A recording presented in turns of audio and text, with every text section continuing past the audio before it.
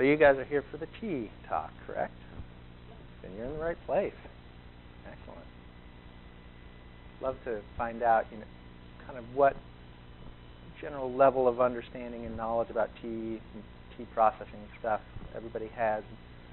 Everybody familiar with differences between greens, whites, and blacks, oolongs, and stuff like that? Okay, cool. I'm going to kind of cover a pretty broad amount of ground. So hopefully, if you don't know much, you'll learn quite a bit. If you already have a baseline of knowledge, hopefully you'll learn a couple new things and have plenty of time for questions at the end. And we'll be tasting some of the teas. The ones we have up front there, at any point, feel free to jump up and take a look. Those are the teas we're going to be sampling back there. So I've got little cups where you can smell the tea, you can touch it, feel it, look at it. So anytime you want to jump up, hop back there, feel free to. And we've got some little pamphlets, lessons on the leaves, a little bit about the teas that the Republic of Tea does that you can take with you. Just going to give 1 or 2 more minutes to let folks filter in.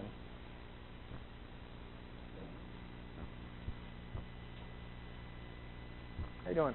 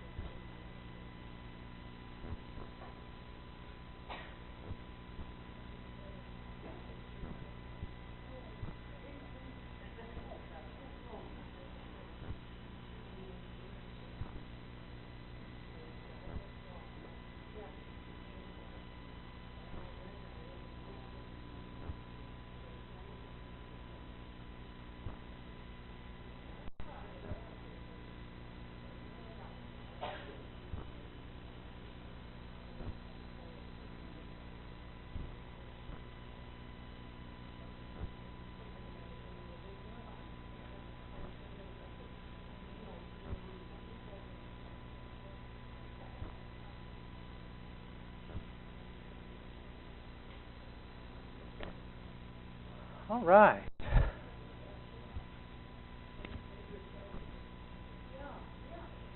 see what time it's over. We probably should. At least the front ones. Let's see how that looks. Is everybody okay with that? All right. That's right. Absolutely. Well, welcome, everyone. Thank you for coming. My name is Reed McNamara. This is Peter.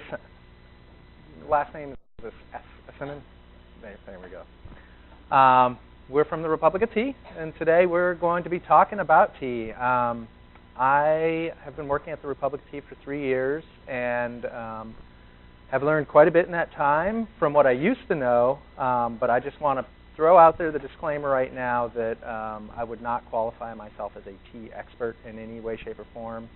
I've met people that have been in the tea industry 30 years and still learn stuff every day.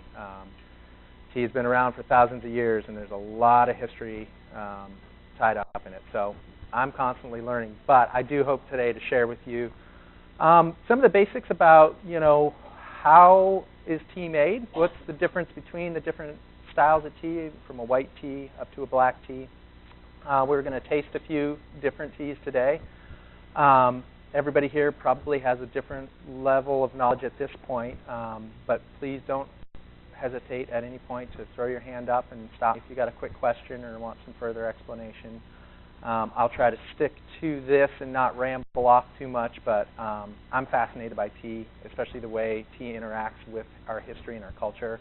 So sometimes I like to go off and ramble on some stories, and stop me if you want to stick to just the basics here. But in any case, I appreciate you showing up, and I look forward to cupping some teas with you.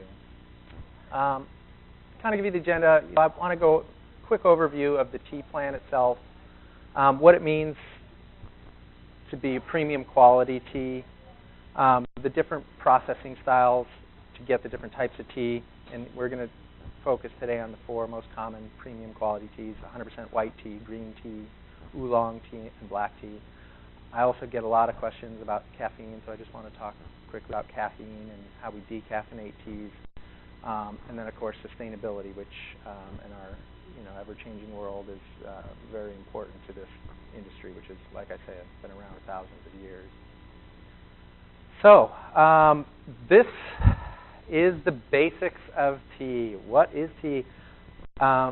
All tea, whether you're talking white tea, oolongs, greens, blacks, matcha, it all comes from the same evergreen plant. Camellia sinensis is the Latin name. There's 2 varieties of Camellia sinensis. There's the Camellia sinensis, which is from China and was discovered some close to 3,000 years ago. And then there's another strain, Camellia sinensis assamica, which is indigenous to India and was really not discovered until about 1823 or somewhere up thereabouts, growing wild in India. The difference between these 2 plants generally can be summed up in a lot of ways by the size of the plant. The Camellia sinensis, the Chinese indigenous plant, tends to grow much smaller than the assamica, the Indian version.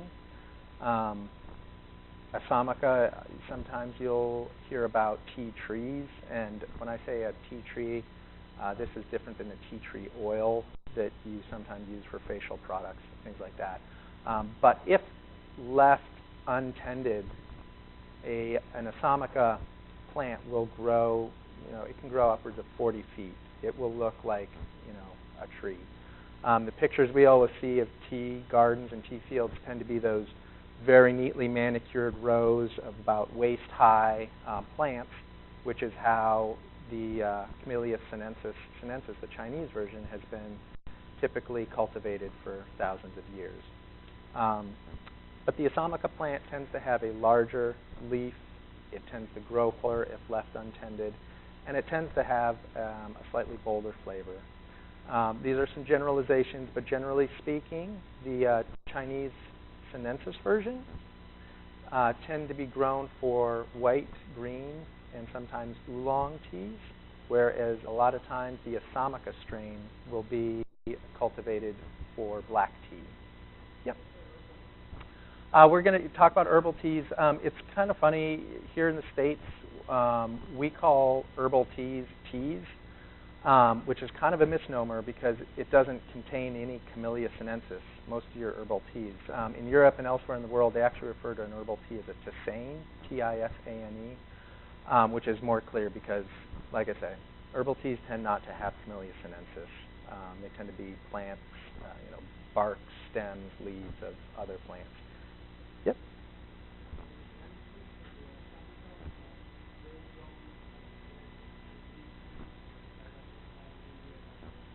It is. They are now grown in both places. There's some great stories about back in the 1800s about how Europeans tried to smuggle the Camellia sinensis out of China so that they could cultivate it in territories where they actually controlled, and there was some high fight for that time and age. Some really a lot of resources were put into trying to smuggle sinensis out of China, and some great stories that go along with that. But no, they are now grown in both areas, and there also have been cultivated strains that are a mix of the 2. Those tend not to produce the greatest teas, those cultivars, but it has been done, and there are there are probably thousands of different cultivars at this point of the different strains. Absolutely, and let's talk. Well, I'll get to that on the next slide. This I just like, and this is one of those well-manicured gardens here. Traditionally, tea was grown in one of these 5 countries: China, India, Japan, Sri Lanka, and Taiwan. Today, truthfully, tea is grown all over the world. Vietnam grows tea, Myanmar grows tea. Tea is grown in South America. Tea is grown in Africa. But generally speaking, it's grown along the equatorial belt. And yes, tea does like high altitudes. 9,500 feet, for Camellia sinensis is a great, elevation. And remember, it's an evergreen bush, so if you look at a mountain, what are the trees that live way up high? Typically, they're evergreen trees. So much like those trees, the tea plant does like those higher elevations. Well, since we're on that topic, let's skip ahead a couple, and then I'll go back. Because this concept of terroir, which is really important in wine. I'm not an expert on wine. I don't really drink wine, but I know that, for years, I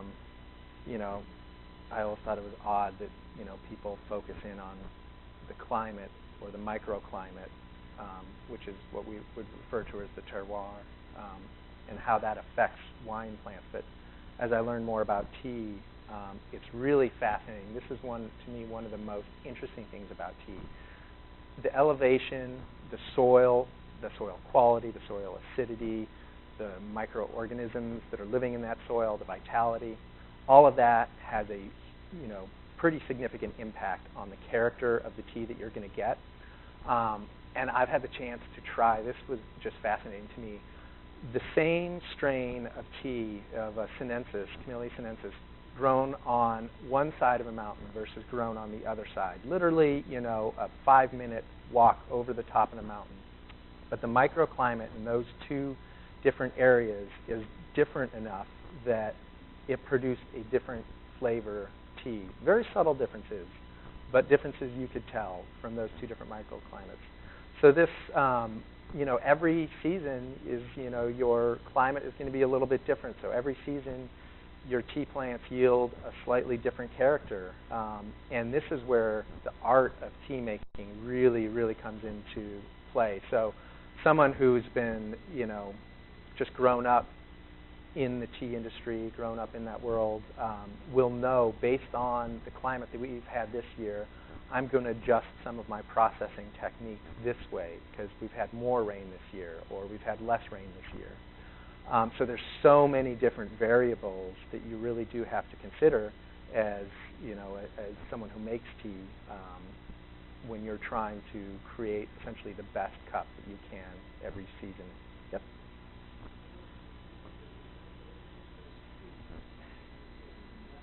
Yep. This, it depends on the garden. This picture was taken in the Nilgiri Mountains down in India, southern India. And in India, I do notice more vegetation and trees in the gardens than I do when we visited China. In China and Japan, you tend not to see this as much. Somebody did explain it to me once as to why, and if I remember correctly, and don't quote me on this, it does come down to the climate, and it has something to do with the climate. This state was particularly high up in the mountains. I think we were above 8,000 feet when we took this picture. And the trees do serve a purpose, but this is where my expertise ends.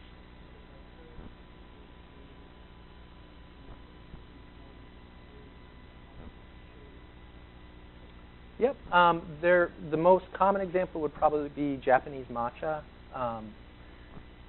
So what happens when tea is grown under shade, whether it's a tree in this case, or in Japanese tea gardens where they're growing tea for matcha, which we'll talk about in a second. But at its core, matcha is stone ground green tea leaves ground into a talc-like powder. In Japan, they typically will cover the plants with tarps, essentially, that let about half the light through. What that does is it forces the plant to produce more chlorophyll, so you get a little bit brighter and a greener leaf, and along with that, you often get extra phytonutrients because that tea leaf is working extra hard to, absorb that sunlight. But yeah, in this case, I'm not entirely sure what the thinking in this particular garden was behind the trees. But again, the microclimate of this area here under the shade is going to be different than these leaves here, which are going to probably have full exposure to the sun. And that's where, for me, that's, like I say, that's just the endless amount of fun. I mean, you can have a green tea from the same garden season after season, and it's different every year.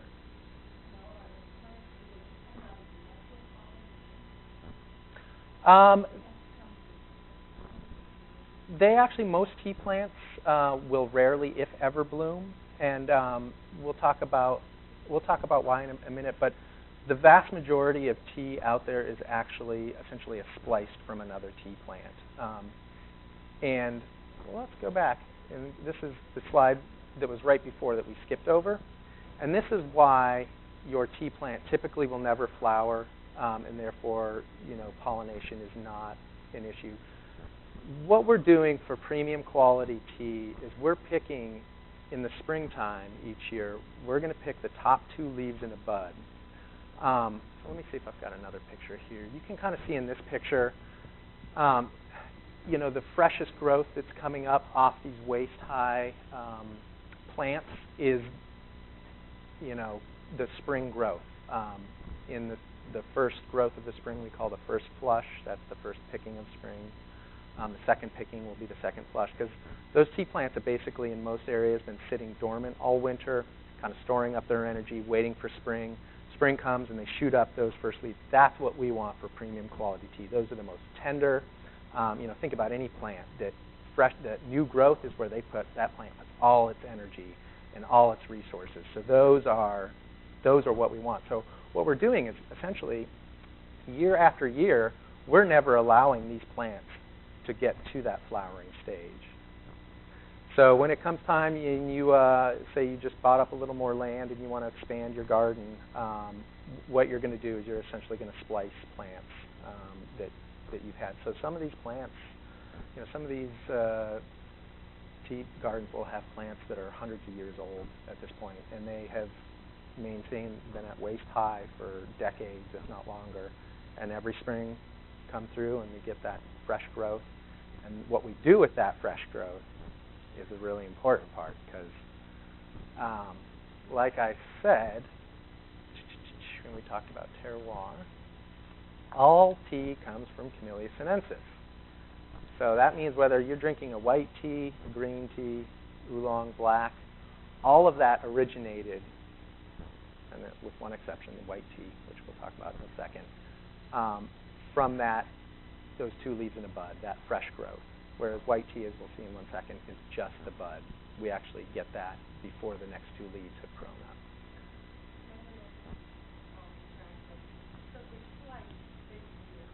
Yes. And then, so when you have that monogenetic cooling, is that like... That's a great question. I've never had anybody talk about that, but it seems like if there was some sort of blight or some sort of, issue with the plants, it could do some serious damage. Great question. I know that, as the climate shifts and changes in some of these growing regions, some of the gardens are, having some issues. Their yields are changing. I haven't heard anything about like a blight that would wipe out like a growing region, but it seems like that could be an issue. Fortunately, for a long time, we haven't. And you know what? At the beginning, I glossed over, because there's so much history, but you'll hear me repeatedly talk about, tea being about 3,000 years old. I always like to just share the legend of how tea kind of was discovered in the first place. And there's a lot of competing stories, and if you go to different parts of China, different provinces like to claim that tea was discovered in their province versus another one. But the story that most people relate is that in, I think it was 2737 BC, Emperor Shinnon, I believe was his name, was out, and some tea leaves blew into a cup of hot water. He drank the tea, found that he was invigorated by the brew, and thus tea was discovered. And over the thousands of years, it has been something that you might be traditionally used almost exclusively by monks very early on for the energetic, because it gives you energy from the caffeine, and there's an amino acid L-theanine that helps give you focus and clarity, which a monk that's meditating 23 hours a day, that's very helpful.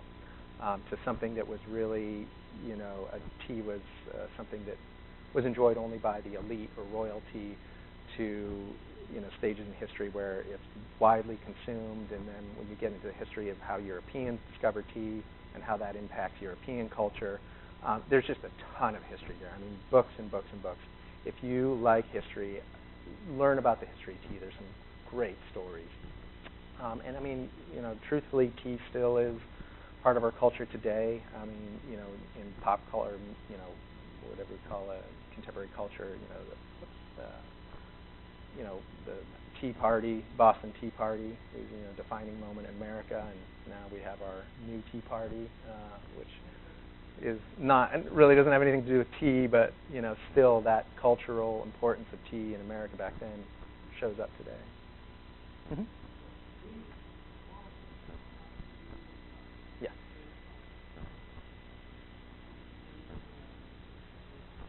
Great question. Typically in China, Japan, Taiwan, in those growing regions, you can get 1, 2, 3, sometimes maybe 4 flushes. The third and fourth flush really is going to be used for mass market tea. Yep, exactly. I mean, and that's, that first and second flush, a lot of that tea will never leave China, will never leave Japan. We'll never see it. In India, where it's, the climate tends to be a little bit warmer, a little more humid, there's some areas of Assam, India, where you can essentially cultivate every 4 to 8 days. You can get another flush. So at that point, we're not really talking flush. We're just talking mass market tea that, typically is harvested a lot of times by machine rather than hand. Is processed using heavy machinery that cuts, tears, and curls the tea rather than rolled by hand, which we'll learn about in a bit. So depending on the climate, anywhere from 2 to 4 upwards of 20, 30 flushes. And like I say, at that point, it's more of a harvest than really a flush. Good question, though. Very good question. So we talked about the terroir, how that impacts premium quality tea. So let's dive in. Any kind of questions on what we've covered so far? Sure.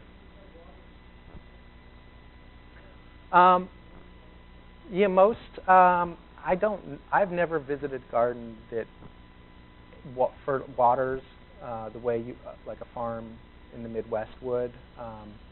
Typically, at those higher elevations, you're talking about foggy mornings and foggy evenings, and the bush itself doesn't really need a ton of moisture. It tends to grow in pretty dry, rocky soil.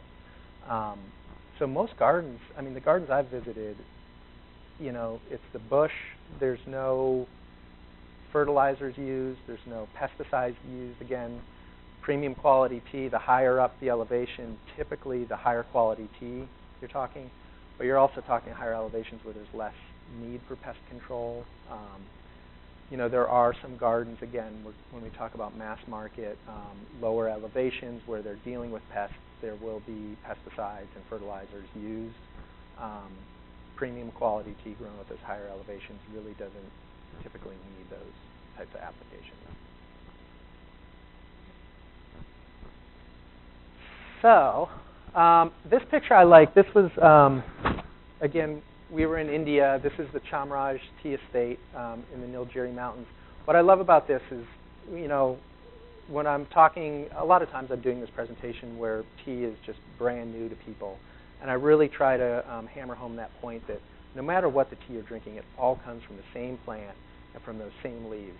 And this is a great example. So this is all tea that was grown on the Chamraj Tea Estate. But they've got a white tea down here at the end. They've got greens, they've got oolongs, and they've got blacks. All picked from the same bush. It's just what we do after we pick it that determines if you're going to be drinking a white tea or a black tea. We'll talk about that. Good question. Very good question. So let's talk about the difference. The difference between all these. So the difference in color, the difference in flavor, smell, taste. All of that has to do with the processing of those leaves and the differences in how we process those teas. So let's talk real quick about what those steps are. Oxidization is the key difference. The biggest difference between a white tea and a black tea or anything in between is whether it's oxidized and how much it's oxidized. In the tea industry, a lot of times people refer to oxidization as fermentation, which is technically not correct, but when people use that word, we all know we're talking oxidization. And a good everyday example of oxidization is that you cut an apple in half and you leave it out, or an avocado, and it turns brown. That's oxidization. Oxygen molecules are interacting with those cells and oxidizing them. Now, if we don't want our tea oxidized, and we'll talk about why we wouldn't, or if we want to stop the oxidation process, the way you do that is to heat it. Another step in processing is often we'll roll or press the tea, and there's two reasons for this. One, it helps remove moisture, and the other, it breaks down those cellular walls in the cell structure, which releases enzymes, which will help oxidization. So again, common everyday examples. If you picked a leaf off the tree, whatever tree's in your yard, and you pick two leaves, you leave one out, and then you roll the other one and leave it out. You'll see which one withers and becomes brown first, and it'll be the one that's been broken, because those enzymes have been released and help speed along that process. And then I'll just like to say premium quality tea is labor intensive, and just last year I was lucky enough to travel to China, where a group of us from the Republic of Tea created a batch of oolong tea from scratch, from the picking, processing, drying, to sipping, the whole thing.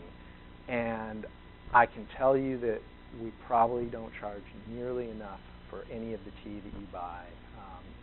Premium quality tea that is hand plucked and hand processed is very labor intensive and a labor of love. And it was really, interesting to be out there in the field plucking those top two leaves in a bud.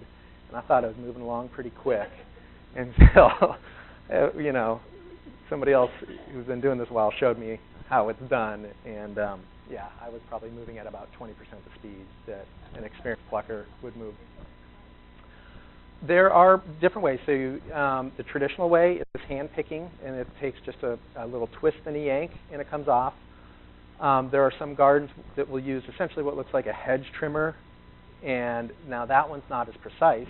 You're going to get maybe 2 or 3 leaves down rather than just those top 2 leaves. You're going to go further down, which that is tea that is often used, again, in mass market teas.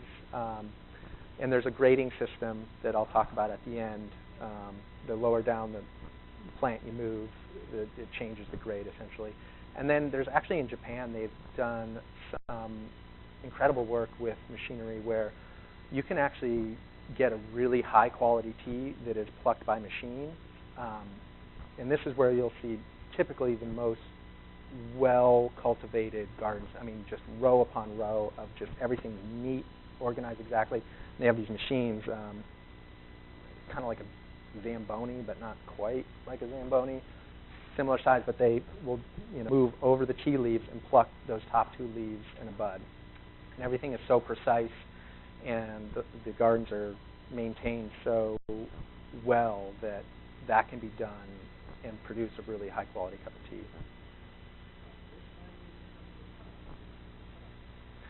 Yeah, they will, and that'll be pruning. They definitely cut sides, and if there'll be some plants in the garden where they're not going to harvest them this year, but they want to keep it pruned. So yeah, they do. But what they prune from the harvest is typically done with a hedge clipper, and is just left on the ground to turn back into soil.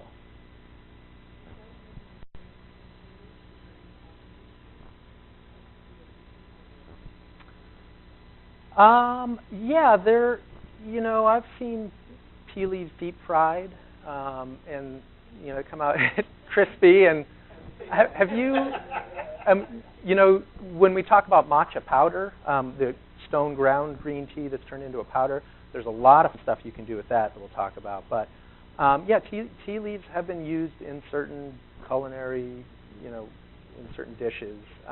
But it's not, I don't think it's a widely, they don't have a great taste, to be honest with you. And they're, you know, as an evergreen bush, it's pretty tough. But have you seen it used often cooking?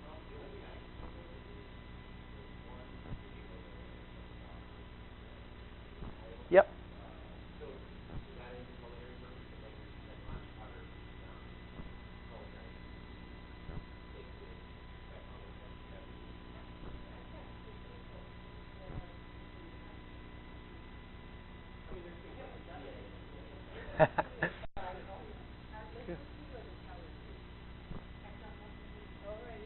Yeah.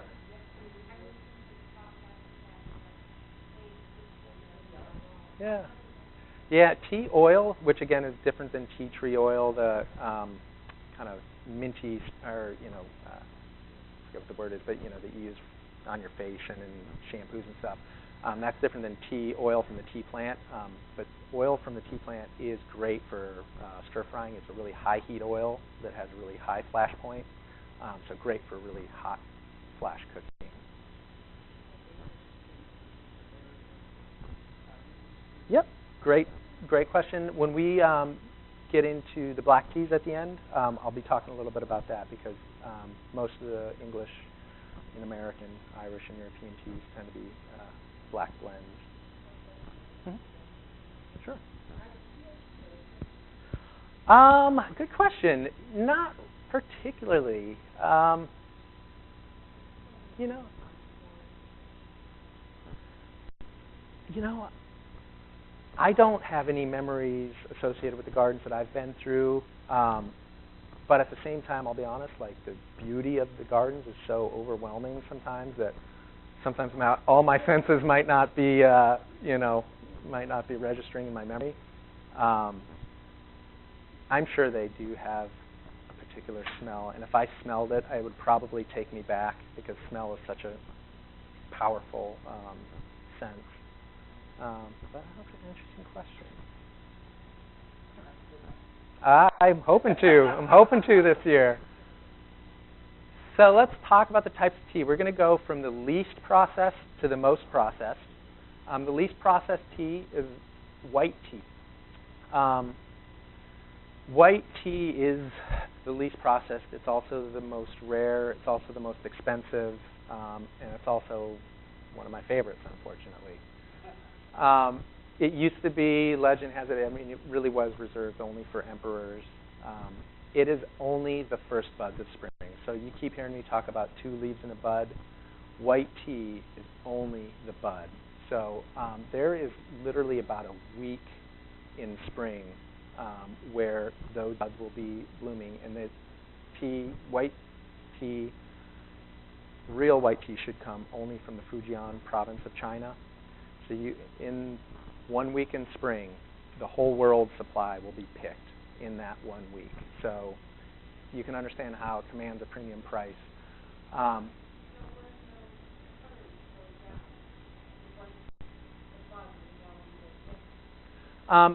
In a garden that's growing white tea, you will rarely, if ever, see any mechanization. The gardens that do grow white tea, that tea is going to be plucked by hand. And then that first flush. If they have the second flush that comes along, oftentimes, you know, that they'll let the bud keep going, and then they'll wait till there's 2 leaves in a bud, and they'll use that for green tea and stuff. Typically, those gardens wouldn't be harvesting that second flush or subsequent flushes by machine. They would typically still be done by hand. And they have to be, you know, plucked pretty delicate. You don't want to bruise or otherwise break that cellular structure. So plucking that bud is definitely an art. And they are essentially laid out to dry in the sun sometimes. There are a few gardens that might use steam to heat and dry the buds, but a traditional processing technique is simply lay it out and let it dry, and you've got white tea. Again, the least processed, but most labor, in some ways, most labor intensive.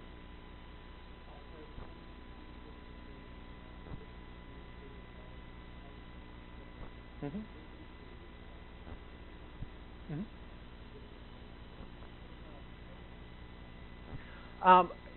So I did mention it here because we do get a lot of those same inquiries. White tea does have higher concentrations of the healthy benefits, the antioxidants and polyphenols and catechins. And again, it really can be kind of simplistically summed up in that explanation of that first growth, the newest growth. Again, the plant puts all its energy, all its resources into that growth. The same way I have been putting all my resources for 10 years into my kids. Look at it the same way. So yeah, white tea typically does have a lot more of the health benefits. Some people will also suggest that we'll talk about brewing white tea. It's typically brewed, you want to brew it at a lower temperature. So more of those antioxidants and polyphenols and all the healthy stuff, it makes it through the brewing process. But at its core, it's because that is the best piece of plant that plant could produce in the spring.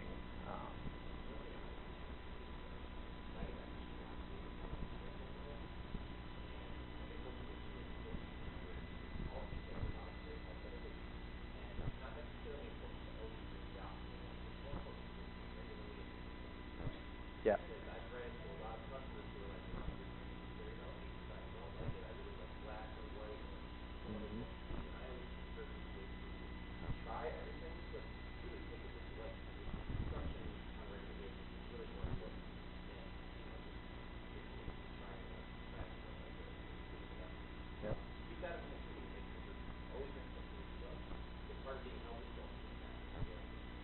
Yep.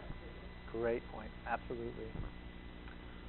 So yeah, there we've got the buds. Like I mentioned earlier, it's grown in the Fujian province. You will see there's no real laws or trade laws on how we market a lot of tea. So there are a lot of teas out there marketed as white teas that weren't necessarily grown in the Fujian province, aren't necessarily just the bud.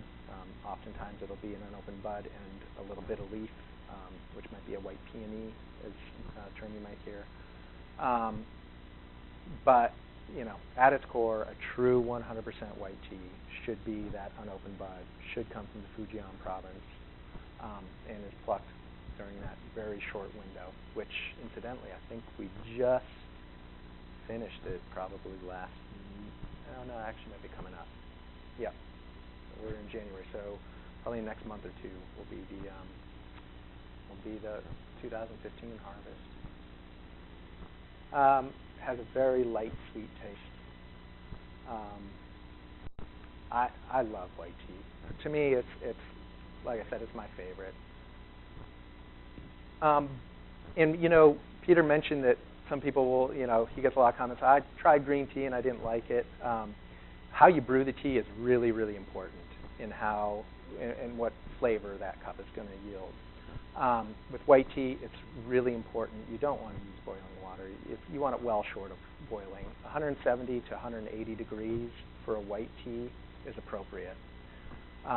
If you're brewing white tea in a tea bag, that tea has been cut into little pieces to fit inside the tea bag, a lot more surface area, smaller pieces. You want to brew that only about 30 seconds, a minute tops. If you're using the full buds, which we often refer to as silver needles, you can brew that for 2 or 3 minutes. But how you brew it is very important.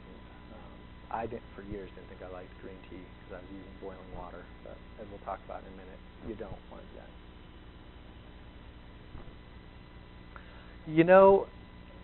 That's a great question. So people that have been drinking tea for a long time can tell by how fast the steam is moving. And I kind of sometimes try to measure, all right, the steam's coming out slowly. I think that's about 170 degrees, and I'll pour it out and use the temperature gauge to see if I'm about right.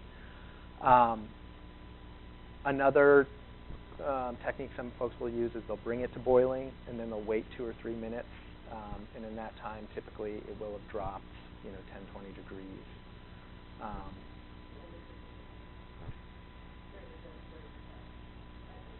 Yep. Yeah. Yep. It's really handy. Yep. Yep. Yeah. So yeah, if you boil it, you don't want to wait long. Like you said, pour it in a cup and then pour it between cups. A lot of times you'll see when somebody's pouring the water into the cup where it's going to steep. A lot of times they'll bring it up and make a nice long stream, and what that's doing is allowing the heat to dissipate before it hits the tea. But I gotta also give a plug for that kettle. If you like tea and you like drinking a variety of different teas, it's well worth getting the kettle where you hit the 170 degree button and out it comes.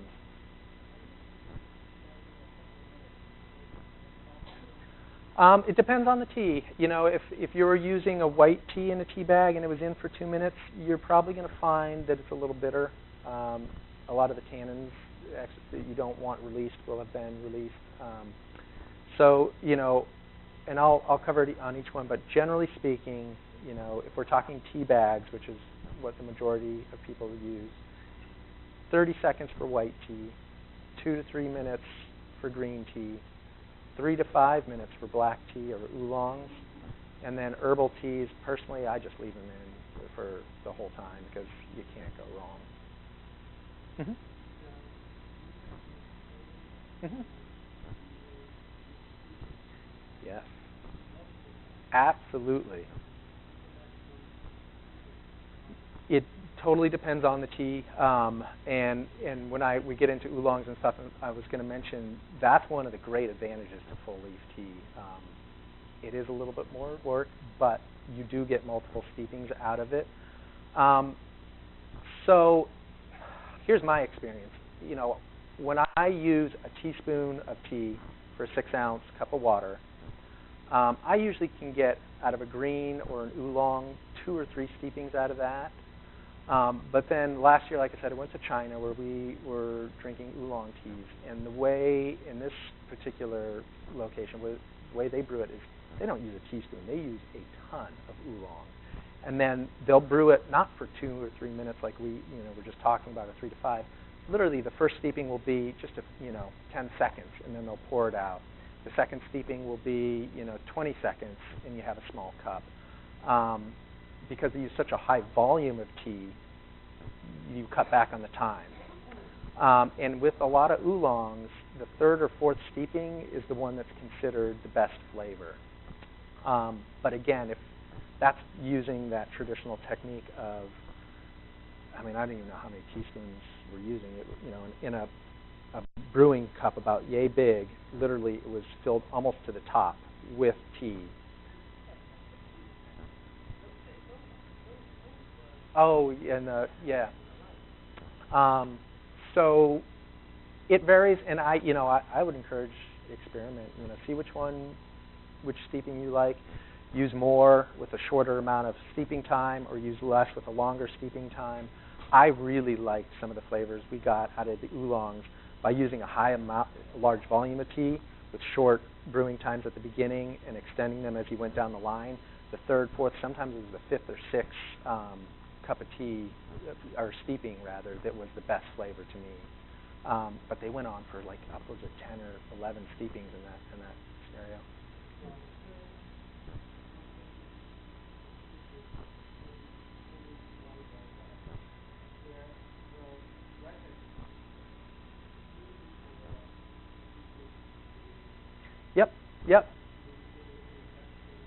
Yep. So there's a couple things. One, some people will use that technique, like you said, just the second you've finished pouring the water, you pour it out. Some people will do that because it releases a little bit of the caffeine, so it lowers the caffeine content. I suspect, in some areas it's just a tradition that people don't necessarily have an explanation for, but I'm just going to suspect a lot of the tea, it's plucked, it's thrown in a wicker basket. In a lot of areas it's dried right out in your front yard or in the driveway or on a street, on a tarp if you're lucky, sometimes not even on a tarp. So a lot of times that really is to get rid of some of the dust, any dirt or other elements that might be in there that you don't really want you or your guests to be drinking. Yep. Mhm. Mhm. I haven't done a side-by-side comparison between a tea ball and another method like what would be called gong fu, which is where the tea is loose in the water. But most tea enthusiasts and experts will, very firmly claim that you want that leaf to completely unfurl. You want to expose as much surface area to the water as you can, and you will get a different flavor when it's allowed to do that versus a tea ball, which keeps it a little more constrained. Yeah. If there's a whole mess of different brewing, a lot of brewing equipment on the market these days. I typically, if you're using a loose leaf tea, I would say it's worth investing in something that allows it to unfurl all the way and lets it float in the water, and then you can pour it into a cup and leave.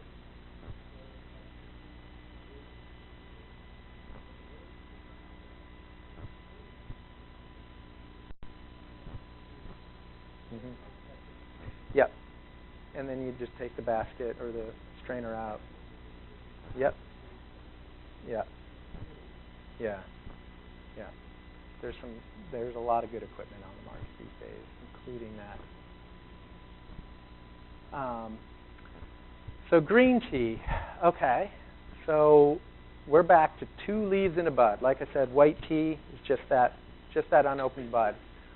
So we're back to green. We're picking those top 2 leaves in a bud.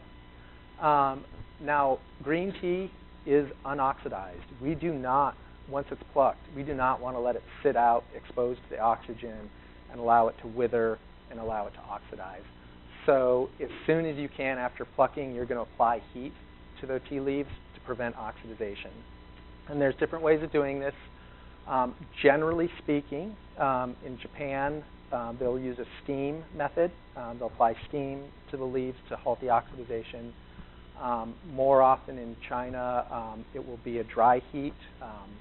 Like this one over here is a dragon well, which is a very common Chinese green tea. And that one is essentially pressed against the side of a hot wok. And that will apply the dry heat that halts the oxidization. The leaves are then rolled, which will help remove the moisture. And there's different techniques in rolling. A lot of that comes down to essentially tradition, what type of aesthetic you're looking for in the leaf. But these ones, this is a sky between the branches, which is often, that's what Republic of Tea is calling what is essentially in China often referred to as bird's tongue tea, because, yeah, it does. These are actually rolled into balls. This is our jasmine tea. And I'm just going to take a quick side tour on jasmine tea, because we get a lot of questions. A lot of people love jasmine tea, and they want to know how is it produced. And true, traditional jasmine tea is even more of a labor of love than any of the other styles. Tea is very, very good at picking up the scent of anything around it. If you buy some green tea and you leave it in your fridge, it's going to smell like your fridge real quick. Or your cupboard, it's going to smell like your cupboard. So that's why, just as a side note, try to keep your tea in an airtight container. But to produce a jasmine tea, you actually will lay the green tea out next to blooming jasmine plants. Jasmine tends to bloom in the morning, so you'll lay it out in the morning. But again, mornings are really humid in a lot of these areas, so you're constantly monitoring, how humid are my leaves getting versus how much of the scent of the jasmine flower are they picking up. So if the leaves are getting too humid, you kind of got to shut the whole thing down, pull the leaves back, wait for some drier weather, lay them back out, put the jasmine flowers next to them again. And it can be done out in the fields next to live jasmine, or it can be done indoors with picked jasmine. But again, you're constantly dealing with humidity versus the scenting process. You're constantly shutting the whole thing down and restarting it. That can go on for up to 2 days to get the right scent of jasmine.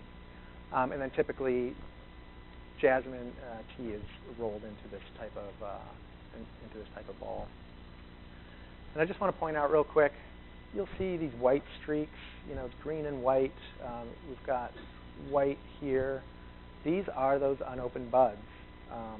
And a sign of a good high-quality tea is a high percentage of those unopened buds. We refer to that as being a tippy tea. If a tea is very tippy, it has a lot of these white buds that are visible to the eye. So you hear people say, looking through it like, this is real tippy. And that just means you want, again, 2 leaves and an unopened bud for that real premium quality tea. So look for tippiness. So I got off on a tangent. After we roll them to remove the moisture, we apply heat a second time to essentially remove the remainder of the moisture. So you've got green tea, which is unoxidized. I think that is a great plan. Yeah.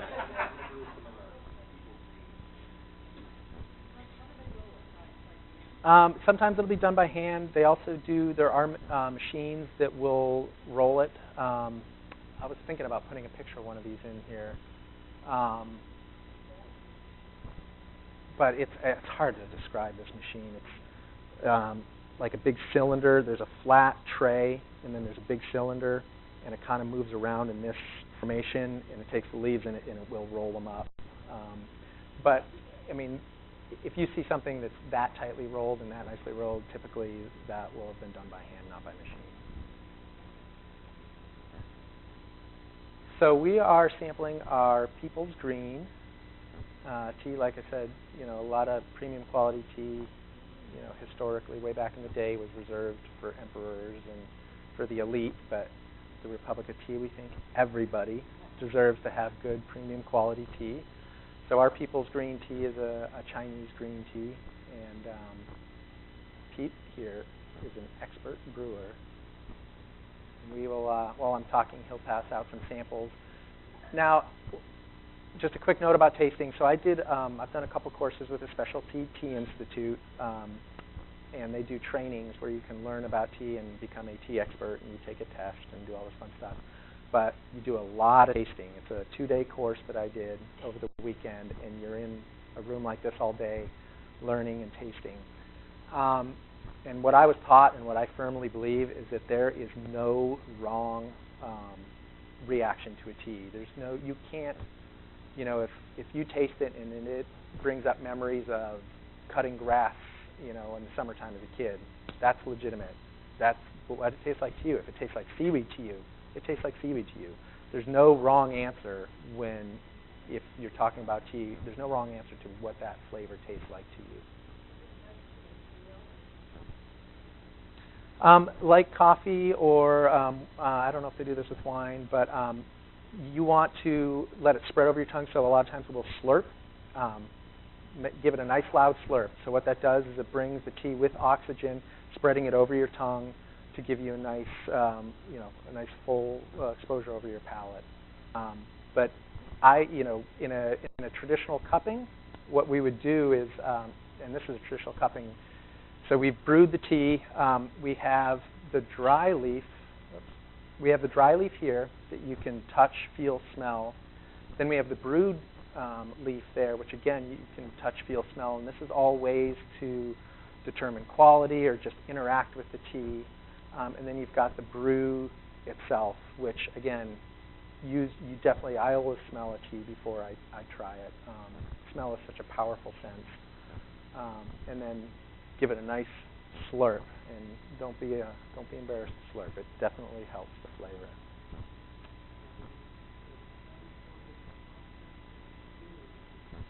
Yes, typically we would call this a cupping, and this one we did in, I think that was in China. And yeah, it's typically you'll move down the line, you'll have a spoon, and you'll just take a spoonful, slurp it, and you typically start from the least flavorful or least processed to the most processed, so not to overwhelm yourself.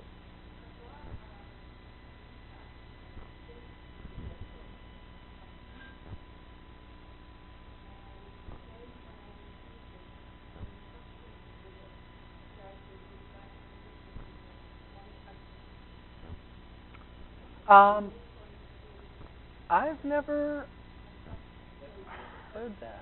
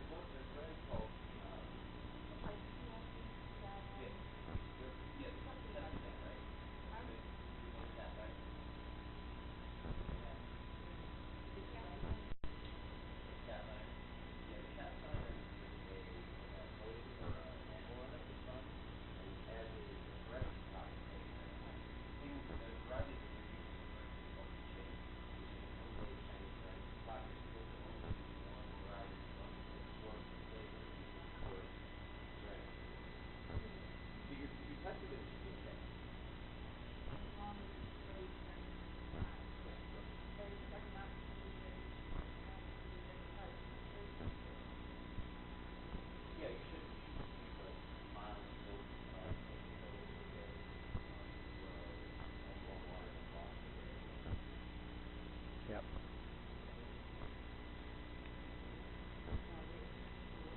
Yep. So this is when we're just talking about how it's best to let the leaf completely unfurl. That's what's happening here. And yeah, I'll be honest, I'm not quite sure. I'm not familiar with this. This just looks like a glass tumbler.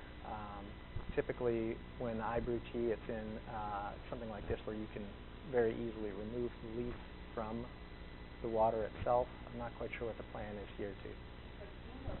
Oh, he knows what he's doing, for sure.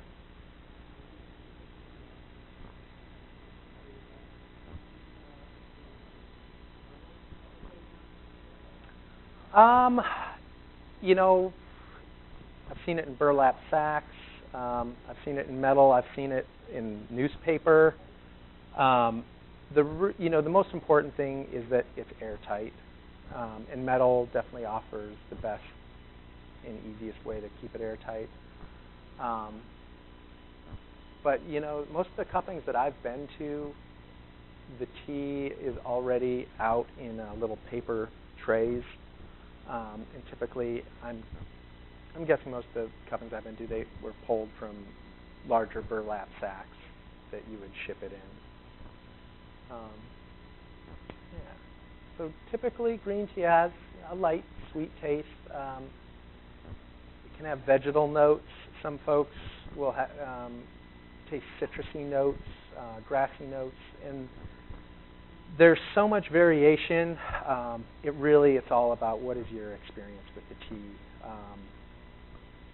A Japanese sencha. Oh, thank you. I always have to. Absolutely. A Japanese sencha will typically taste noticeably different than the Chinese birdsong, for example.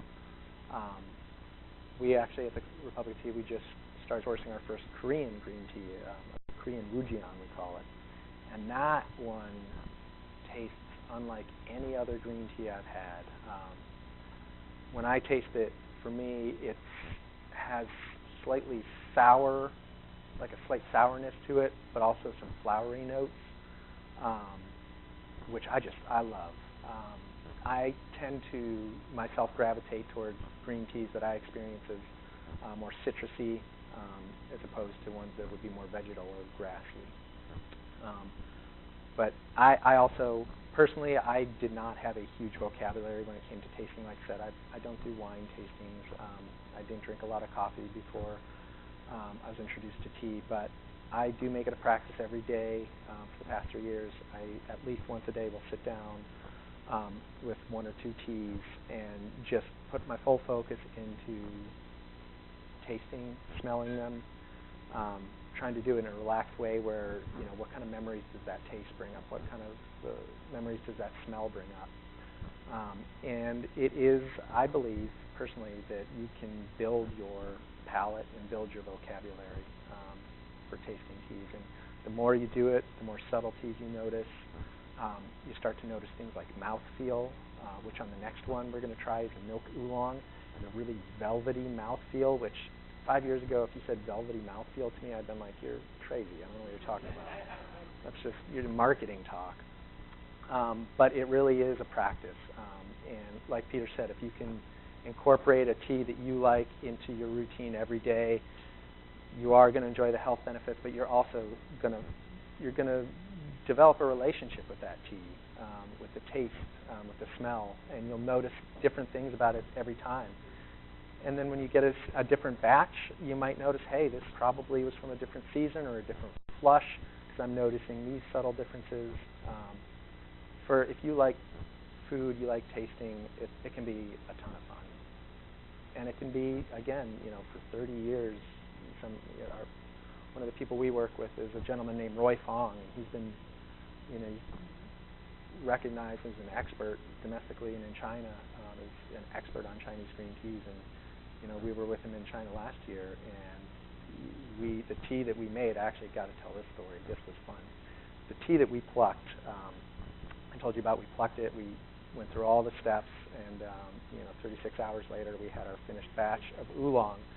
The whole time we were doing this, all the locals and Roy were saying, this is going to be such crappy tea, but don't worry about it. This is all about the experience. It's all about learning, how it's done and going through the steps yourself. Just have fun with it. But this is probably going to taste like garbage. The next day when we got the batch of tea, it was about 11 o'clock at night, and we stopped into a tea house to let us use their space to try the tea.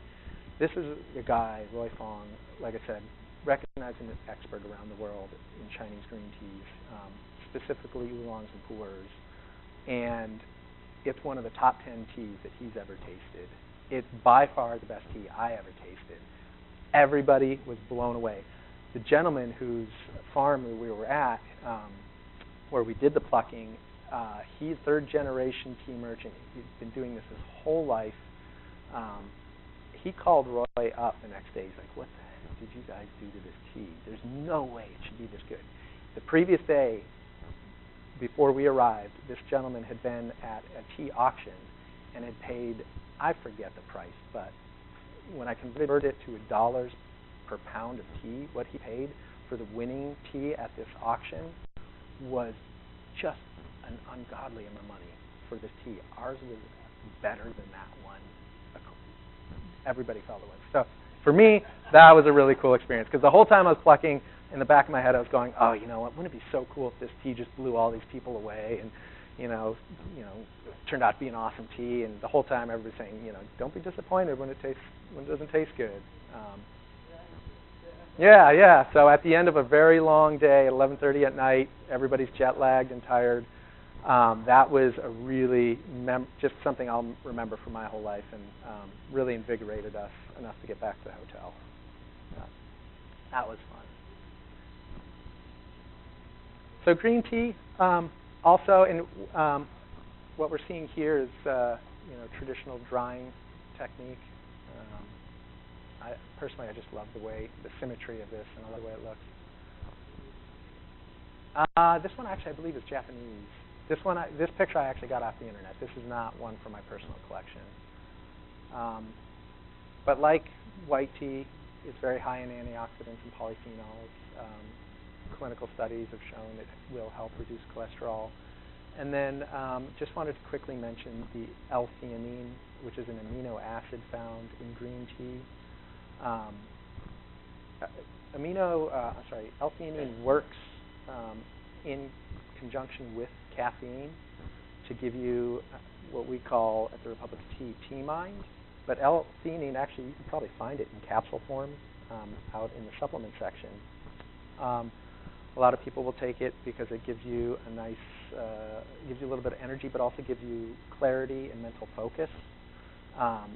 And when it works with the caffeine gives you that energy. The L-theanine comes in and works and gives you that focus and clarity, so that you don't get that sort of jittery feeling that you might if you had too much coffee or you had too much Red Bull, if that's what you're drinking.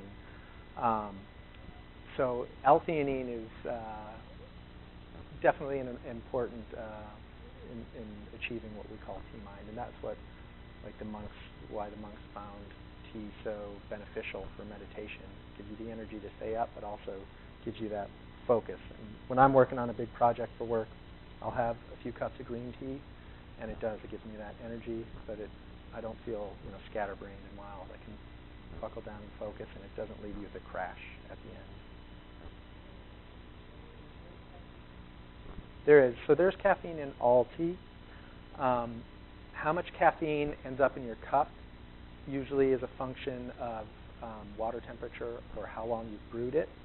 And we'll talk a little bit more about it at the end, because there's a little bit of controversy over, does white tea really have less caffeine per leaf than black tea? Or is it just a function that we brew white tea for 30 seconds when we brew black tea for 4 to 5 minutes? But all tea does, when it's plucked, it does have caffeine, and it does have that amino acid L-theanine. Mm-hmm.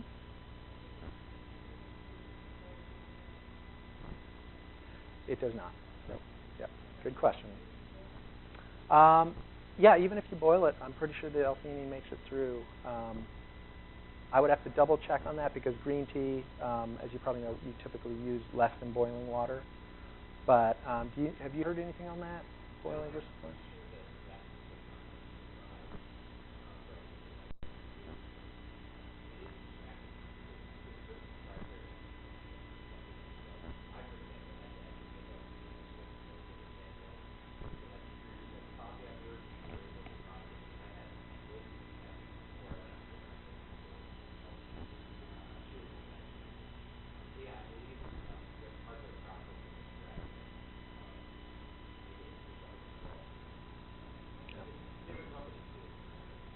Mm-hmm.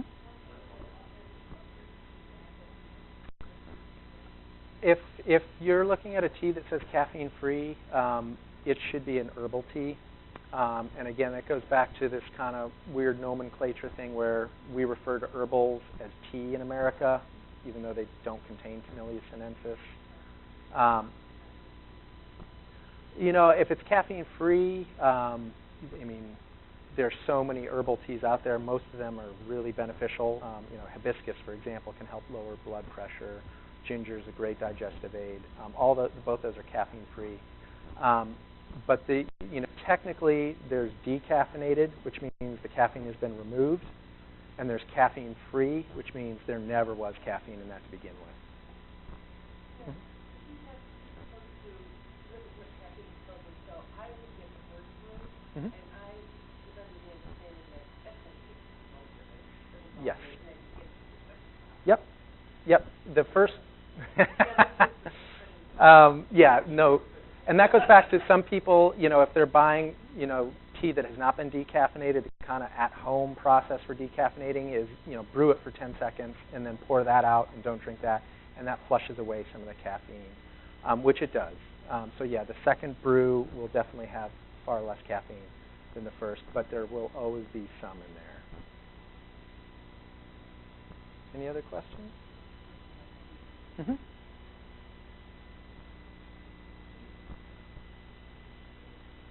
Yep. Again, it's if you went to China or Japan and they served you a nice green tea and you asked for sweetener, they would probably give it to you. They'd probably be horrified.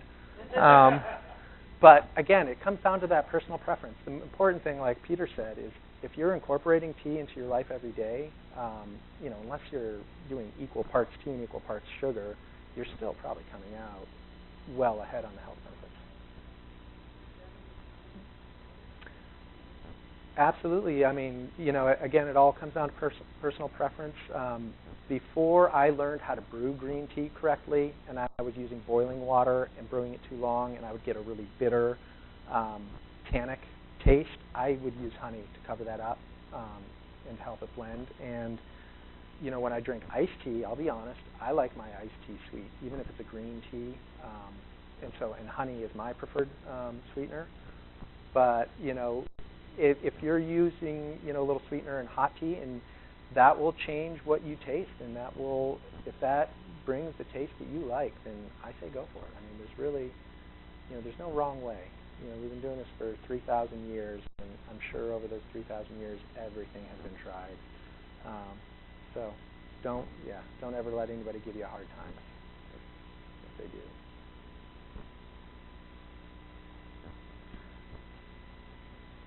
So green tea, again, just real quick on brewing methods. Generally want to use water about 100, 185 degrees. Typically steeping 2 to 3 minutes. And yes, full leaf teas can be steeped multiple times. With green teas, you probably get fewer steepings than you would with oolong or a black tea or something a little more bold. But you definitely can brew multiple times. So we've talked a couple times, I keep using this word matcha. This is a great picture of what matcha looks like. Matcha, all tea, I keep using this labor of love thing. Matcha really, again, is very labor intensive. So it's very popular right now. You'll probably see at Starbucks, they have matcha lattes or what they call green tea lattes. I'm seeing even in some like GNC and kind of supplement weightlifting stores, big containers of what they're calling matcha. Again, there's no real guidelines on, as far as I know, in marketing matcha. So it's good to know what matcha really traditionally has been.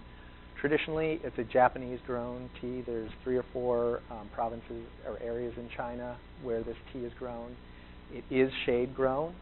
Typically, we're not talking about trees like we saw in that first picture. We're talking they'll actually cover the plants with tarps above them, which forces those plants, again, to work harder and reach for that sun, produce more chlorophyll, give a really nice bright green color. Green is a very, very important color significantly in Japan and Japanese culture. And the brighter, more vivid green your matcha, the better. This is the part I love. It's deveined and destemmed, and then stone ground into the talc-like powder. Traditional preparation in a traditional Japanese tea ceremony, matcha will be whisked with a bamboo whisk into hot water, and then you drink it. So you're actually consuming the leaf rather than the steeped brew like all the other teas. So you're actually getting more of the antioxidants, more of the polyphenols, the good stuff. A little more caffeine. I have heard from some people who their green tea and especially matcha can leave their stomach feeling a little uncomfortable. I'd probably say, I don't even venture to guess, but I met probably 4 or 5 people in the last few years that their body just doesn't react well to green tea because again, it's essentially unoxidized, almost raw leaf. But by and large, it's not an issue for people. But if it is, matcha will only accentuate that because you are consuming the whole leaf. But a lot of fun things. We had a question about cooking with tea. Tons of fun things you can do with matcha. Making salad dressings. You can put it into ice cream. Yep.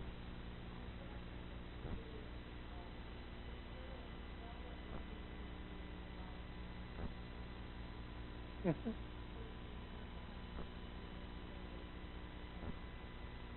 Good question. You do not. Your body will. I think more people are probably using matcha these days in smoothies than they are drinking it hot, the traditional preparation. But no, your body will assimilate all of the benefits without it being heated.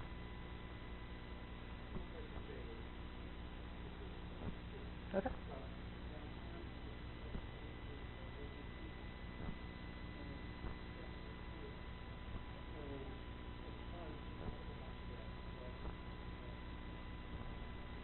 Yeah. Oh yeah.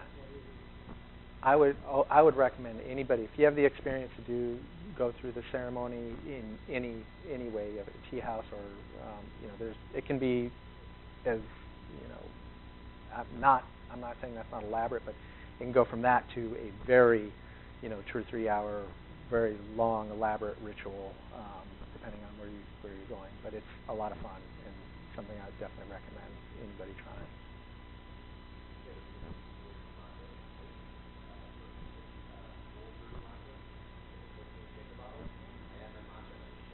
Yep.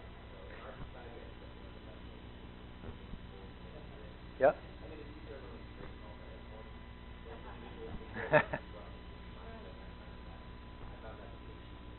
Yep. And it doesn't have to be hot water. You can.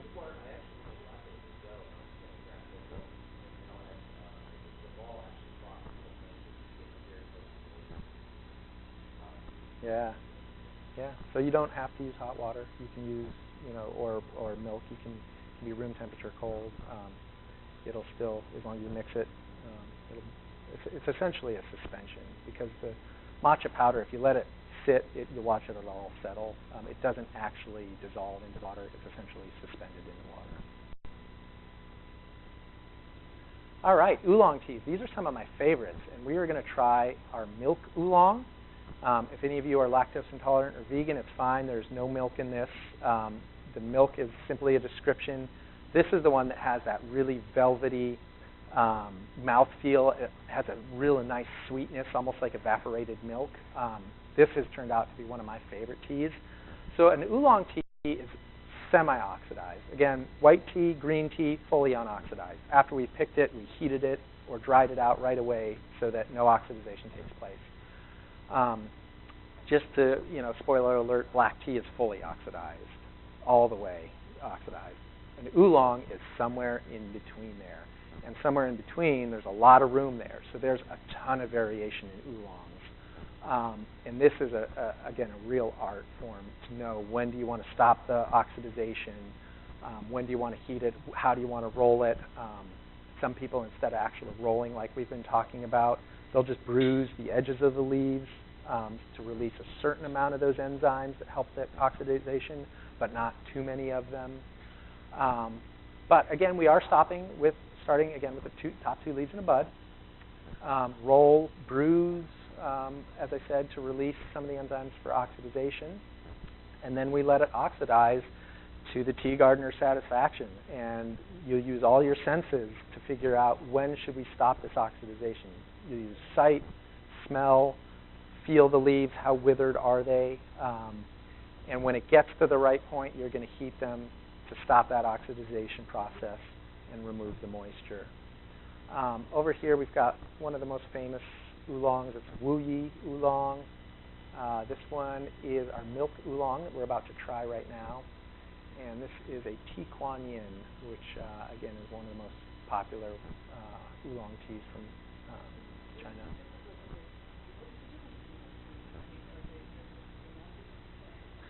Nope. The difference really will be, one, the growing region. So again, different growing regions will produce a different flavor. That terroir and microclimate within the growing region can produce different types of oolongs within that. But then, Wu Yi oolong, I don't know the exact specifics, but that might be, I'm just using a totally made up number here, that might be roughly 80% oxidized. Whereas our milk oolong, I can tell you, is probably well less than 80% oxidized. I'm guessing probably 35, 40% oxidized. So the different level of oxidization, that oxidization process really changes the flavor of the tea.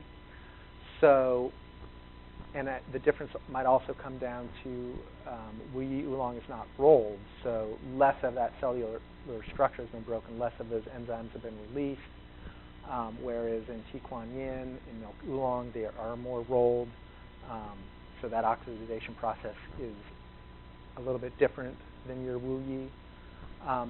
But at its core, the biggest difference really is how much oxidization has taken place We're somewhere between 0 for greens and whites and 100% for blacks.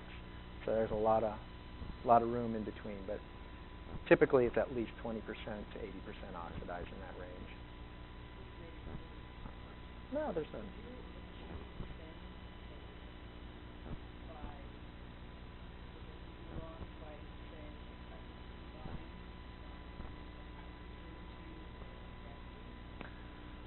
That's an interesting question. Rarely that I've ever seen. One, because they brew with different temperatures and different times. So you want to be careful. You don't really want to brew a black with a green, because one of them is not going to be brewed correctly. But, I would say pretty definitively it would be very difficult to achieve that, because the green tea and the black tea, blending them, those two very different, very distinct flavors, doesn't necessarily mean that they meet in the middle to what an oolong would be. So if you get into level 3 and 4 of this Specialty Tea Institute course I was talking about, they get into the chemistry of tea, where it gets real, like, nitty-gritty, science, real science. And right now, I'm at that level where I just chalk it up to the mysticism. Like, well, you can't really explain why an oolong, tastes different than a black or a green, or those two mixed together. But there is a science that it can explain why. A lot of it has to do with tannins, and the oxidation process changes the leaf in a way that cannot be revoked or cannot be changed back. So it's going to create flavors that you can't undo at any point. I hope that makes sense.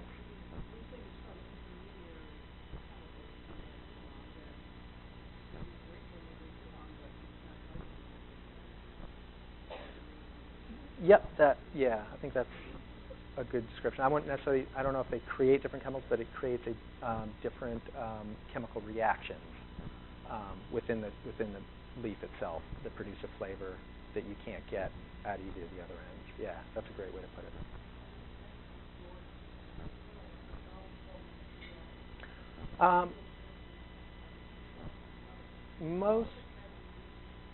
Most important thing is to keep it airtight as possible.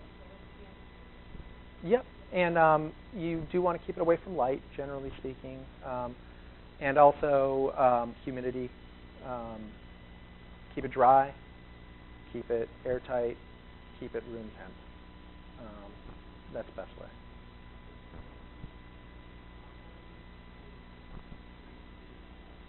Good question.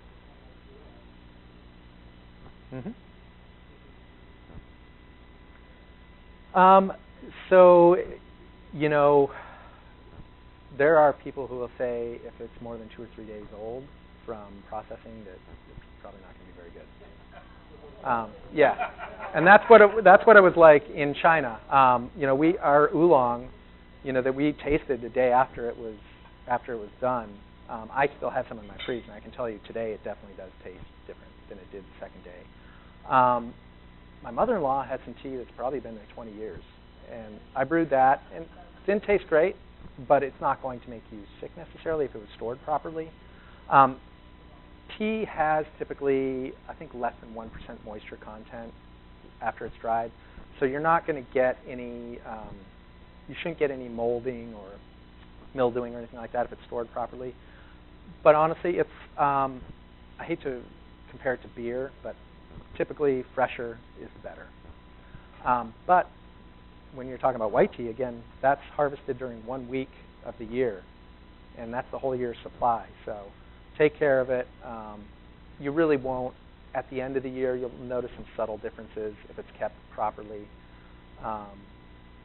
But I don't recommend, just for quality's sake, really going over a year with any tea. But I don't personally believe that it has to be less than a week old to be really good quality. So it can make a difference. So yeah, again, just to sum up, it's between a green and a black tea, so it's semi-oxidized. because of that reason, there's a wide variety in flavors available. And most of the premium quality oolong teas will be grown in China and Taiwan. Yep. Hmm? Well, thank you. Thank you. When I talk tea, I like it. I really have grown to love tea. This is my colleague Stacy. This is picking the batch that I talked about. This is our batch out withering a little bit in the sun. No. And I had at a trade show, I had somebody from China that was tasting it and refused to believe that we didn't add some natural flavors or something to it. It's just a leaf. This one is, seriously, I get like goosebumps when I try this one because it's unlike any tea I've had. Tea Kuan Yin, thank you, Peter, which is, another popular one, very nutty flavor, and that's pretty common amongst oolongs, but this one is just so sweet and smooth, no astringency. Tea Kuan Yin is the goddess of compassion, and that's what it translates to. Kuan Yin is the goddess of compassion. So that particular variety, which is grown in a province of China, is referred to around the world as Tea Kuan Yin. Mm-hmm.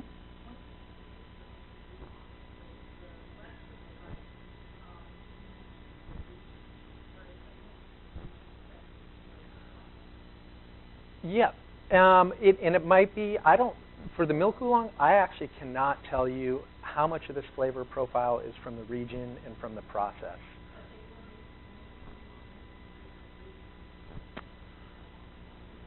Yes, yeah. I mean, you could. You definitely could, and you could produce, something that would be equivalent to a Tea Kuan Yin in other provinces, but most serious tea drinkers will only consider it Tea Kuan Yin if it's coming from the Fujian province of China, and if it originates there. Again, there's no real marketing law that says it has to come from Fujian province to be called Tea Kuan Yin, but those in the industry and typically stick to that designation. If it's called Tea Kuan Yin, it has to be from Fujian.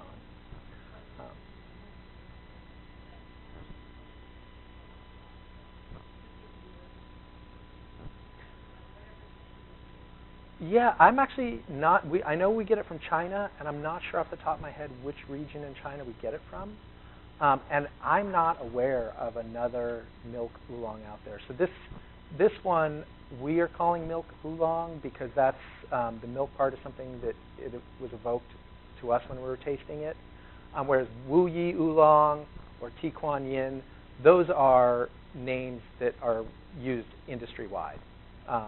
Milk oolong is not one that I've ever even seen anywhere else. I think we made up the name. So it's not like a Tea Kuan Yin where you could say, you could line up a Tea Kuan Yin from 5 different tea companies. They'll all be from the same province, and everybody in the industry would walk by and say, yes, that's Tea Kuan Yin. This milk oolong is kind of a mystery to me. I will say also, because it's unique, even me, I'm a sales rep, and they don't give me a lot of information on where it comes from, how we source it, because just for competitive reasons, the Republic of Tea has been working with some suppliers for 30 years that they'll never tell me who they are they don't want that info to get out there too much. Yeah, I love this one. So oolongs, you want to use boiling water, 3 to 5 minutes, and like we talked about before, we'll steep multiple times, and oftentimes the second or third is the best one. Black tea, as we've been mentioning, fully oxidized. So we pick the top 2 leaves in the bud. We let them wither, which is essentially we just let them sit out and lose some of that moisture, become more pliable and flexible. Then we roll them to release the enzymes. And then we oxidize it to the tea gardener's satisfaction, which is fully 100% oxidized. And then we heat to remove the moisture more than to halt oxidization. Over here, this is a Chinese golden Yunnan. You can see the tips that we were talking about before. It's a very tippy tea. This is a black tea blend, which is I believe this is Chinese and Darjeeling and a little African tea. And this is not a tea that we make, but I wanted to include this picture because this is a great example of an Assam black tea. Again, when we started off, we talked about the sinensis variety and the Assamica variety. This Chinese would be a sinensis. This is Assamica, and it's in those little tiny balls. That comes from how it's processed. They use what's called the cut, tear, curl method. These two would have been plucked by hand and largely processed using, by hand or using a little bit of machinery, whereas this cut, tear, curl is heavily mechanized processing, where essentially a leaf is torn up, it's cut, it's torn up, and then it's rolled into these balls. But Indian tea, Assamica tea versus sinensis, that Indian Assamica tea tends to be a much bolder flavor, a lot more malty than a sinensis. Sinensis tea has a little more flowery notes. You can brew it too much and you'll get some of that astringency and that tannicness and that bitterness, whereas with an Assam, it's hard to overbrew an Assam. It's so malty and rich that you typically, unless you leave it in for 10 minutes, it's not going to get that same level of astringency as an sinensis, a Chinese green tea.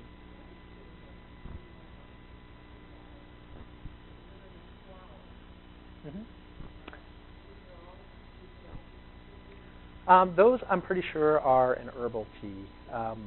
The Republica tea doesn't make one of those.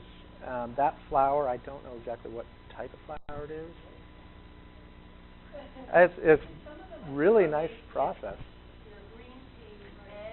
Yeah, they'll roll them all up together.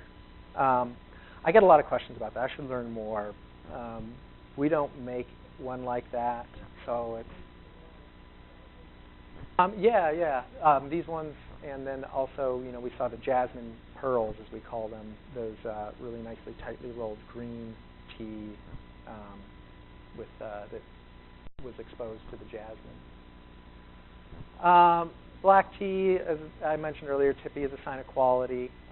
There's a pretty wide variety in flavor. Black tea is the most consumed tea in Europe and in the West and America. And because, traditionally a lot of black tea, was consumed for breakfast or during your tea time, we like, Westerners, we like consistency. We want to have the same cup of tea each time. A lot of us. So that's why more often than with green teas, a black tea will be a blend to achieve a consistent flavor over time. And it's the job of the blender to really understand, going back to that terroir, going back to the climate of that season. So, a British breakfast blend, for example, one year they might need to use a little extra Indian Assam in there to give it a little more maltiness to make up for the Chinese black tea, it was a really wet season, so that Chinese black tea came out with a different characteristic this season. So that blend needs to be adjusted a little bit this year to give it the same consistent flavor that it's had in previous years.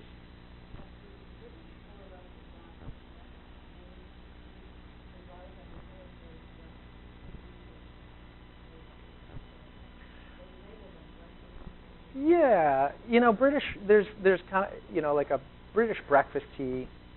Typically, is a blend of like Chinese and Indian teas. An Irish breakfast might be slightly different blend, whereas Earl Grey, which is one of the most popular teas, it will be typically Chinese or Indian blend, but it has bergamot, oil of bergamot. Bergamot is essentially like a little orange, kind of odd-tasting fruit, and the oil from the bergamot is what actually makes an Earl Grey tea. And we haven't really talked at all. I'm sticking to just straight teas, but you can flavor green teas, white teas, oolong teas with whatever you want, whether it be essential oils, bits and pieces of fruit, ginger, other herbs. You can flavor all these teas before you steep them or during steeping. And Earl Grey is an example of a flavored tea with that oil of bergamot. But interestingly, you've probably heard of orange pekoe. So I was talking about the grading system. This is just kind of an interesting story. For years, I assumed orange pekoe would have been flavored with orange, and I would drink this black tea, and it wouldn't taste orange, and I was confused. Just kind of an interesting story. So here there's a grading system for tea. It varies by the location you're in, so there'll be one grading system that they use in India, which might be a little different in nomenclature than what they use in China. But flowery orange pekoe is a grade that includes, with making sure you've got the leaf and the bud and the two leaves. And as we go down the leaf, the different designations. The bud is the flowery orange pekoe. If you have a tea that's a bud and leaf, that's an orange pekoe. If you have two leaves and a bud, that'll be a pekoe. And moving on down, you can see it changes names. Orange, the only reason orange is in there is back in the 1600s when the Dutch founded the East India Trading Company and went to China, and they started exporting tea from China to America. That single bud is the highest quality, once reserved for only emperors. So when they brought that white bud back and presented it to Dutch royalty, to the House of Orange, it was actually designated orange pekoe. And pekoe actually is a kind of, it actually refers to, the Chinese word is bai ho, I believe it is, which again is that bird's tongue. The silver tip resembles a bird's tongue, and so it's just kind of that they screwed up the name. They, instead of bringing it back and presenting, bai ho to the House of Orange, they, present pekoe to the House of Orange, and that's how orange pekoe got its name. No actual orange in there, just kind of oddball translation screw up, presented to the House of Orange, and in a great marketing scheme, from then on, those top two leaves in the bud were referred to as orange pekoe. A lot of oddball stories like that when it comes to tea.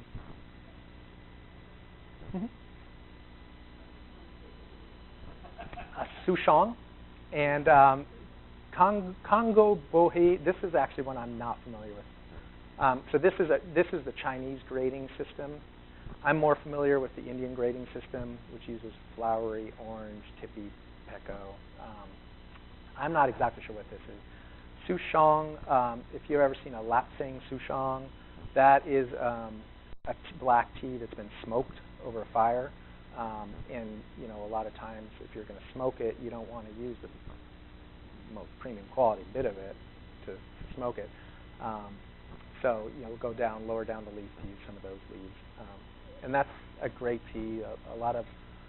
I find a lot of, when I'm trying to get friends of mine that are men into tea, I use the lapsang souchong because it's kind of like the manly tea. It's got that cigar flavor. Wood fire. And, I mean, if we brewed it in here, half of us would leave here smelling like wood smoke. It can be pretty powerful. Yep, Russian tea oftentimes is smoked. A lot of times they'll flavor it with like rose petals, and those are some of my favorites. I love the contradiction between the delicateness of a rose petal and just the boldness of a smoked black tea. Somehow they work together to create something that's really good. So you want to use full boiling water for black tea. Steep typically 3 to 5 minutes. Again, find your personal preference. If you like it really hearty and strong, go that full 5 minutes. If you like it light and you want to get those flowery notes and a little more delicate flavor, maybe try 3 minutes. And certainly they can be steeped multiple times. And these are a couple pictures from cuppings we did in India where I didn't count these, but by the end of that, it's amazing. When you're slurping tea in just little spoonfuls, somehow the caffeine really goes to your head quick. So by the end of a cupping like that, thank you, I am usually feeling pretty buzzed. So again, it's a cup on the middle is full of tea. Yeah, I mean, all of these have been, this is the first steeping on all of these, and they've been steeped usually in a coupling like this, they'll go 4 minutes right in the middle. And so they'll have that full amount of caffeine. So here again, let's just quick touch on the herbal teas. I did want to just clarify that, tisanes, as they're called in most of the rest of the world, does not contain any Camellia sinensis. They're pieces of plants, leaves, roots, stems, buds, seeds. Most often have been used therapeutically. Normally are caffeine-free, with yerba mate. If anybody's familiar with yerba mate being an exception, that's an herb from South America that does contain caffeine. But typically, this is our hibiscus. This is our cardamom cinnamon, and this is our chamomile lemon. So yeah, I love herbal teas. There's a million good uses for them.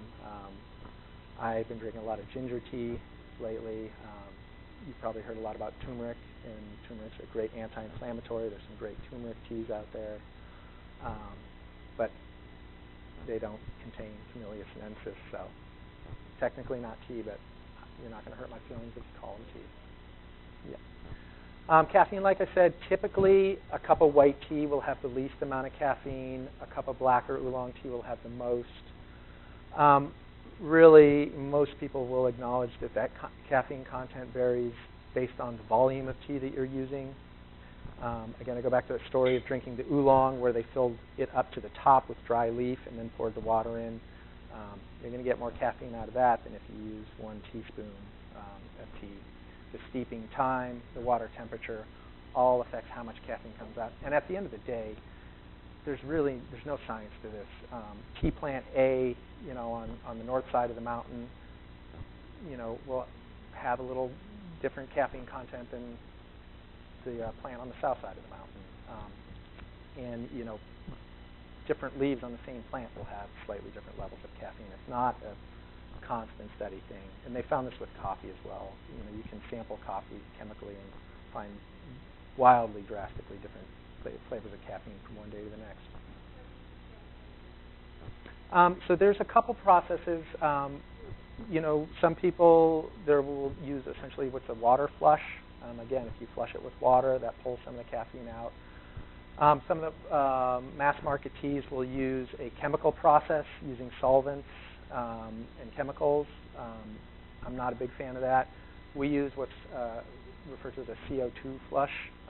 So carbon dioxide in a liquid state, if you flush it through, it will actually pull all the caffeine, not all, most of the caffeine out, while leaving the leaves and the nutritional benefits and the taste and the flavor and the characteristic largely intact.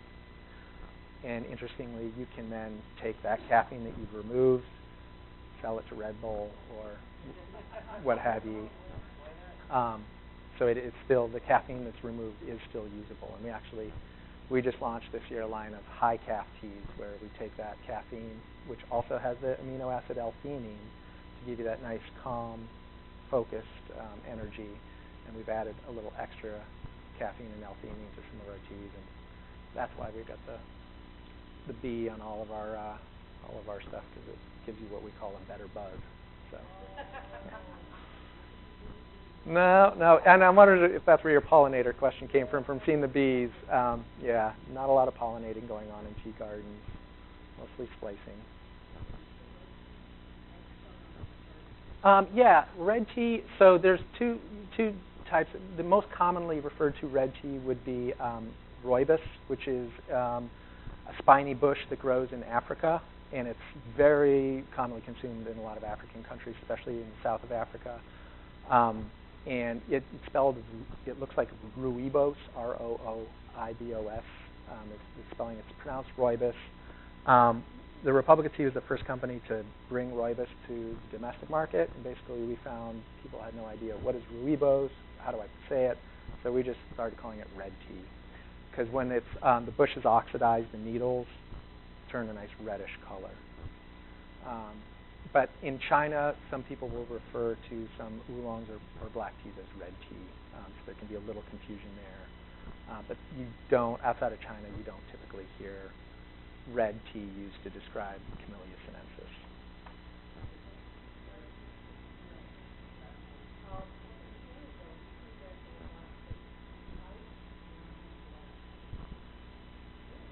Iced wine, black tea. I'll be darned. I'm gonna have to. Huh. Interesting. We have some iced teas that we're actually launching soon that are no tea in them. It's essentially the dried grape skins and leftover parts from the winemaking process, and we've flavored them with some fun flavors. So we've got a rosé, a cabernet, and a chardonnay iced tea coming out. That again, no Camellia sinensis, just those grape skins, and there's a term for the leftover parts from wine. Cool. I'm going to do a little Google search for that.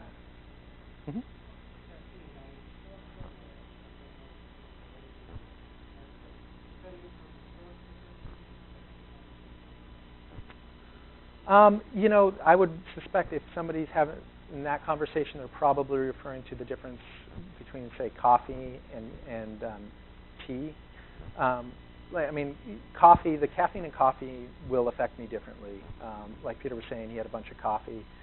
You were feeling a little jittery. For me, if I drink too much coffee, I feel that jitteriness. I feel that, and I get a big crash because coffee doesn't have that L-theanine, the amino acid. When I drink tea, I can technically have the same milligrams of caffeine as I did with coffee, but because it works with the L-theanine to give you that sort of stable, alert, calm alertness, it affects me and I feel very different from the same amount of milligrams from tea as coffee. And I've never really had Red Bull, so I can't comment on that stuff.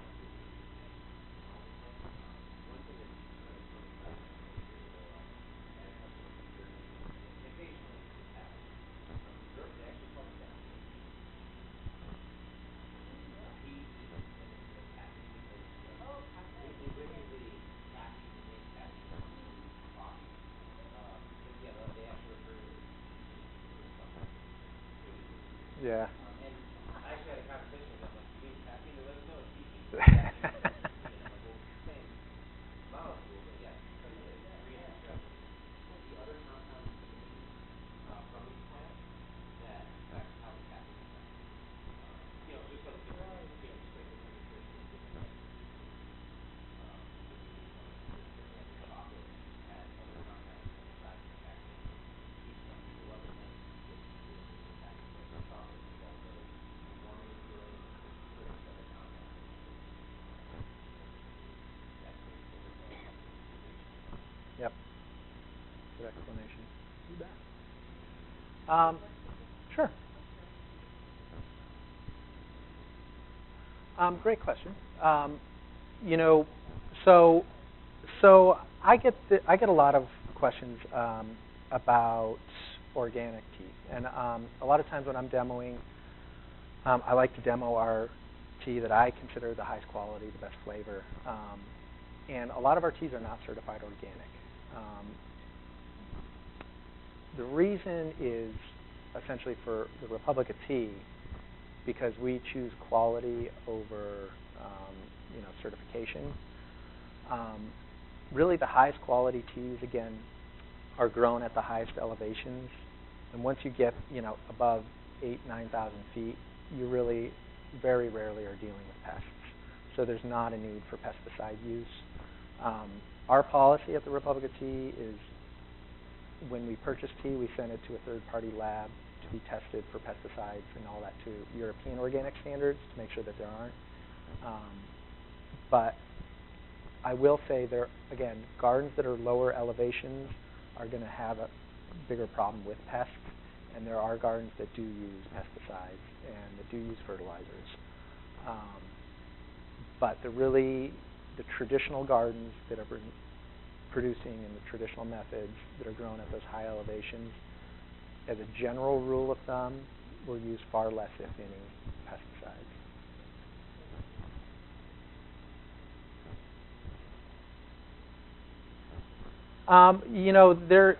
There's been a couple. Yeah. You're welcome.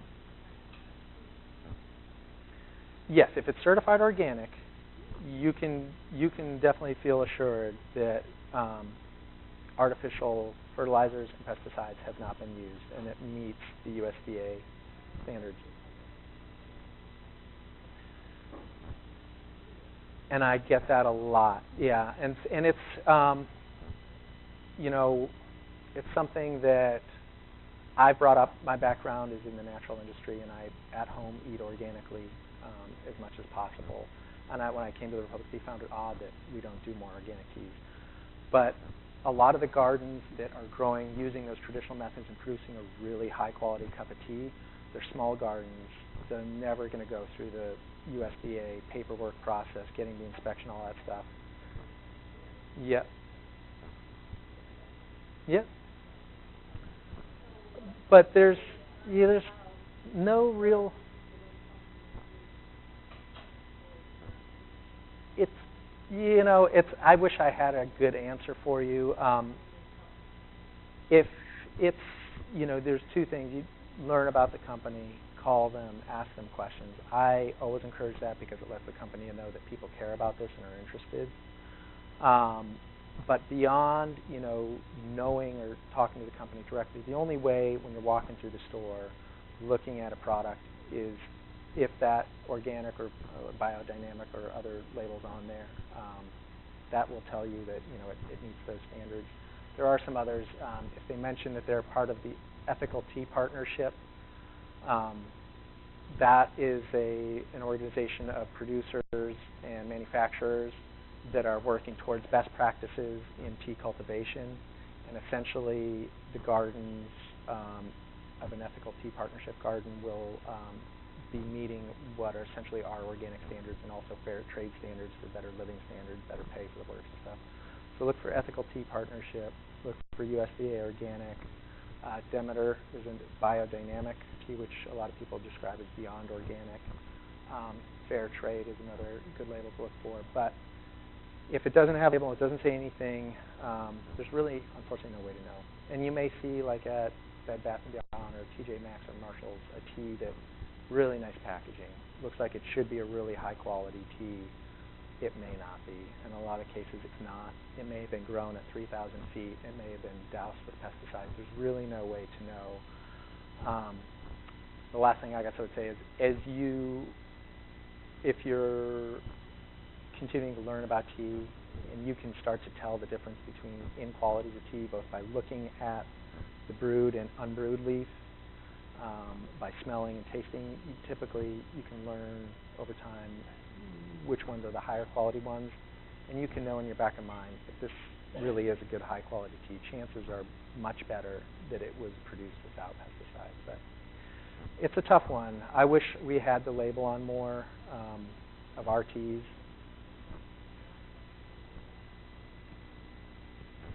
I wish the Republic of Tea is really, really, it's a family-owned company. Ron Rubin and his son Todd are very black and white.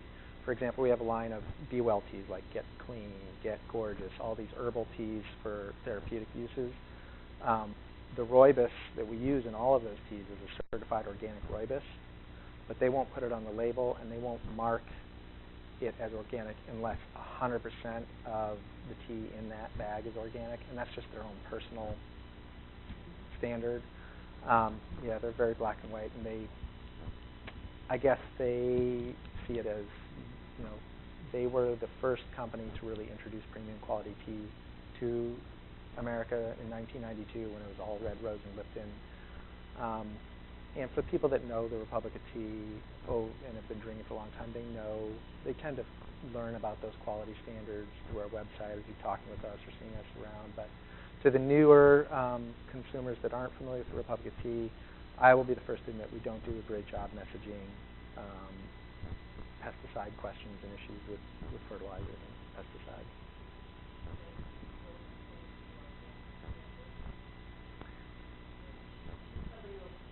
Yeah, we'll probably.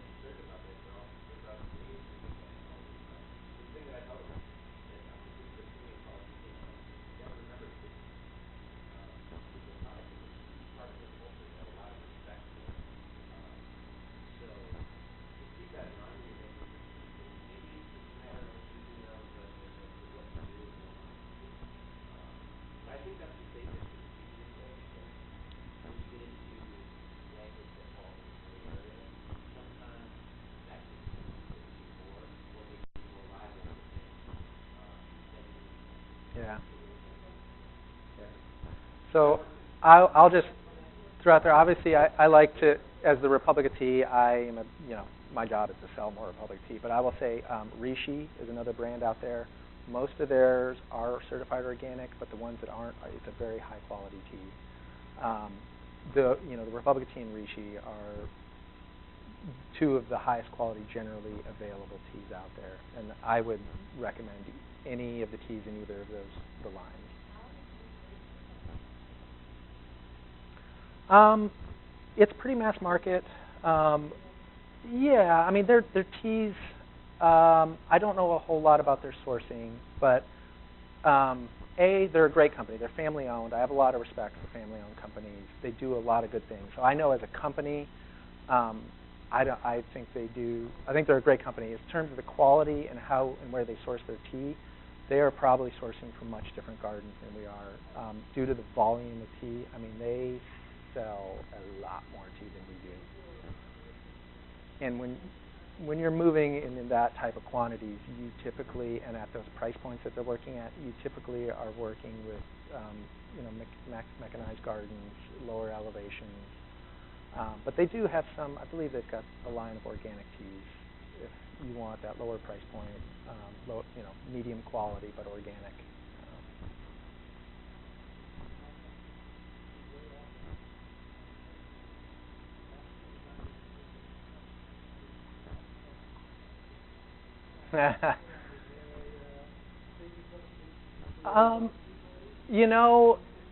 I have not had tea over there, but I'll tell you, I mean, England and Ireland have been drinking black tea a lot longer than us. And you're welcome. And I suspect that importers there have got the relationships, have the volume that can command the better quality teas. And I mean, they just take it so much more seriously there than most of us do here. I mean, 80% of the tea in America is drinking as iced tea, and probably 79% of that is the dregs of the dregs. When some of these mass market ones will use these giant tumblers to heat and dry it, and then they pull all the tea out and all the clippings, the fannings as they call it, the dust, the stems, all that stuff that's left on the bottom gets scooped up, and that's what we make iced tea out of. So most Americans really have rarely had a really good high quality cup of black tea. And I met a lot of people that really, when they get into tea, they really get into green teas because it's so much easier to tell. I mean, there's just better quality green teas, and it's easier to taste, high quality versus low quality green tea. And where I feel like so many people have been exposed for so long to low quality black tea that they're not really aware of what a good quality black tea is. I love black teas. Out of all of them, oolongs and black teas, Chinese Yunnan has flowery notes. It's got, it's bright. Got touches of citrusy notes to me. It's a really, and to me, it's a delightful tea to taste. Whereas an Assam, very malty, very bold, goes great with milk and sugar. They're totally different, but they're still, there can be really high quality black teas out there. But I don't feel like in America we see them as much. I think you're absolutely right. You go to Europe, England and Ireland, I think they probably. Yep.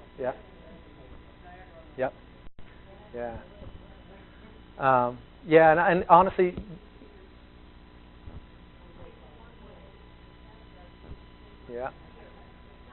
yeah. And truthfully, the best tea rarely leaves the country it's grown in. It'll stick around and it'll be consumed domestically. And you can pay pretty high prices in China for tea. And culturally, it's what you do when you have guests or somebody, a dignitary of honor, you bring out your best quality tea. And that's a way to show how much you appreciate them.